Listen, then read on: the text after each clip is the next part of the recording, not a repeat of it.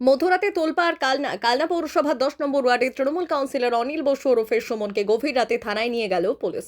হঠাৎ কেন এই পদক্ষেপ এখনো স্পষ্ট নয় পুলিশের তরফে, তবে সূত্রের খবর আগ্নেয়াস্ত্র মারধর সহ একাধিক অভিযোগ আগে উঠেছিল তার বিরুদ্ধে। আরও চাঞ্চল্য বাড়িয়েছে আরেক ঘটনা। গতরাতে কালনা থানায় দেখা যায় বিধায়ক সিদ্ধার্থ মজুমদারকেও। তিনি বলেন, কালনায় দুষ্কৃতীদের উৎপাত বন্ধ করতেই আলোচনা করতেই এসেছি, যে দলেরই হোক কাউকে ছাড়া হবে না। তাহলে কি কালনায় বড়সড় অভিযান শুরু হতে চলেছে, নাকি এর পেছনে রয়েছে আরো বড় রাজনৈতিক সমীকরণ? আপনার কি মনে হয়? কমেন্টে জানান, লাইক করুন আর খবরটি শেয়ার করুন সবাইকে জানাতে।